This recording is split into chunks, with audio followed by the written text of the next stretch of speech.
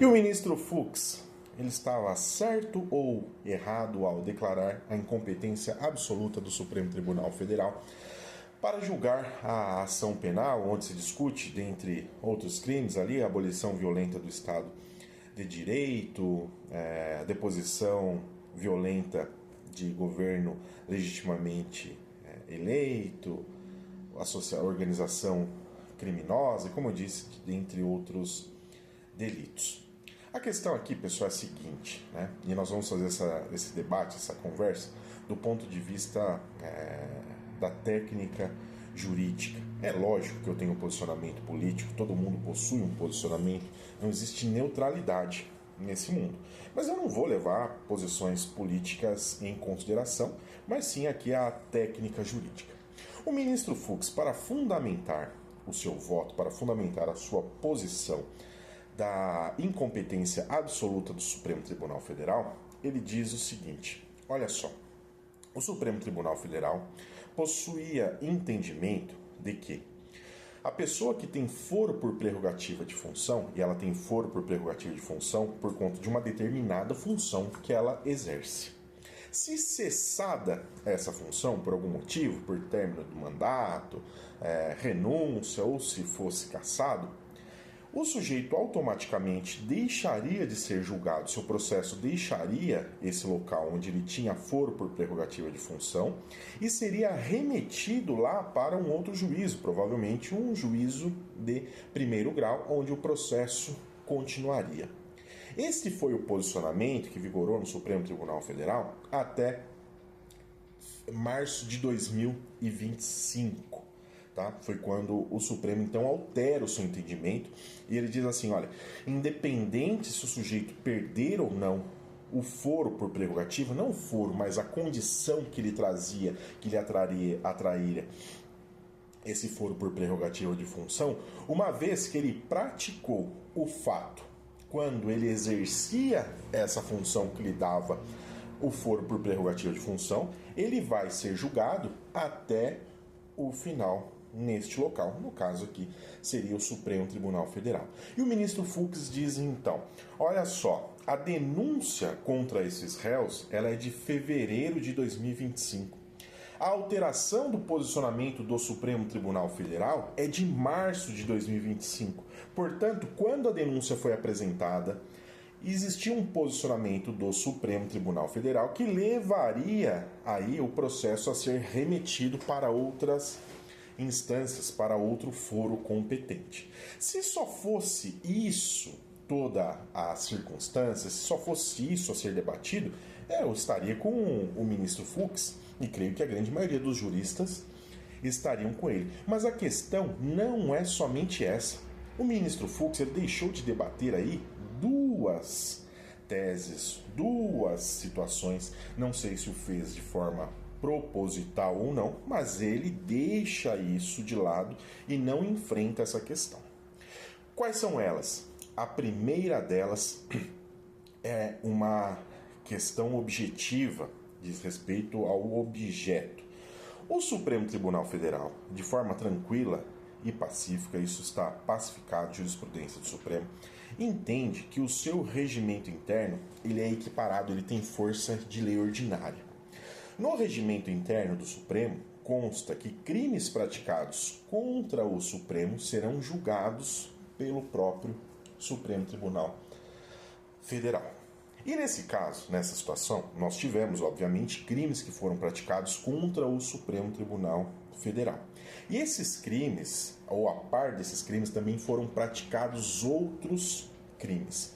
O nome que se dá a isso, tecnicamente, é que houve uma conexão de crimes. Então esses crimes são conexos, eles foram praticados no mesmo contexto. Os crimes conexos, eles podem atrair a competência de um determinado juízo para julgá-lo. E neste caso, por ter crimes que foram praticados contra o Supremo Tribunal Federal, houve a conexão.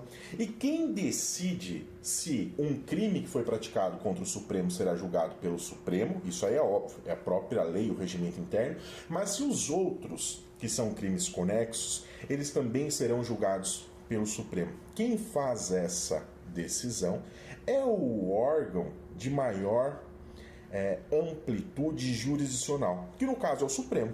Então, quem fez a decisão de realizar a conexão de todos os atos num só processo, num só tribunal, foi o Supremo. É ele que faz essa escolha. Então, penso eu que o ministro Fux deveria ter trazido essa situação, deveria ter debatido isso.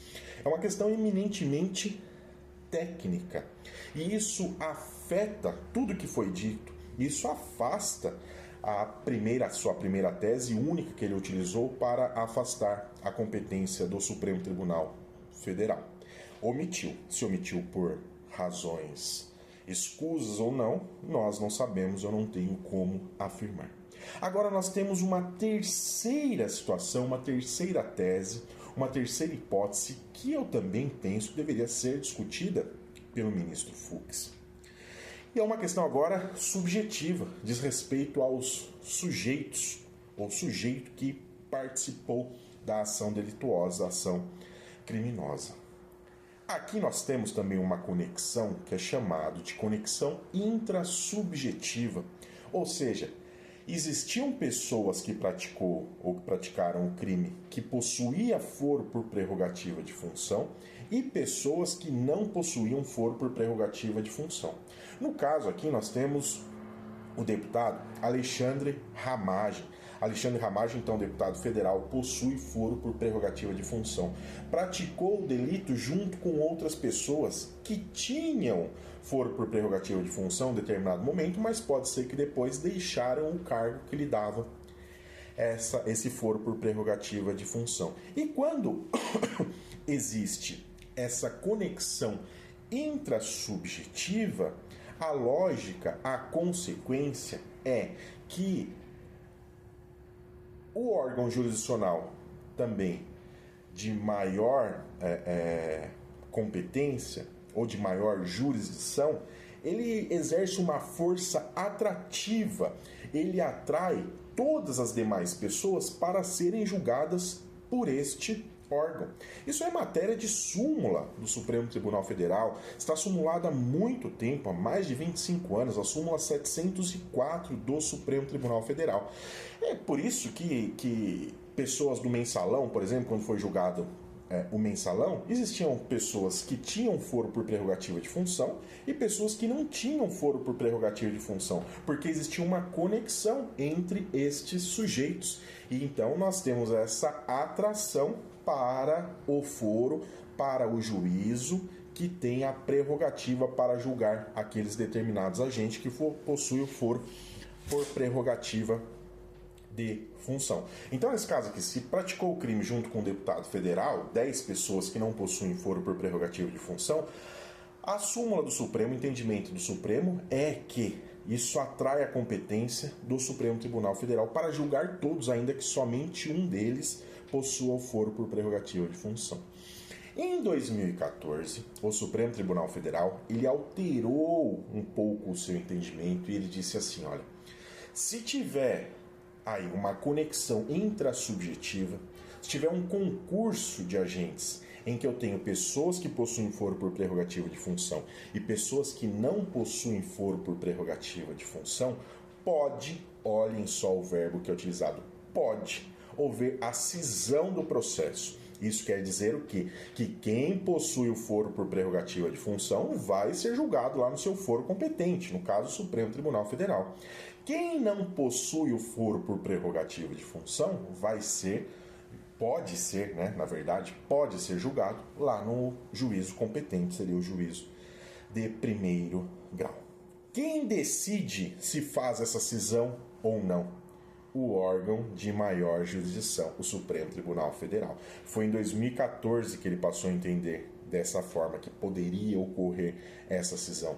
Eu pergunto para vocês, de 2014 até hoje, quantas vezes o Supremo fez essa cisão?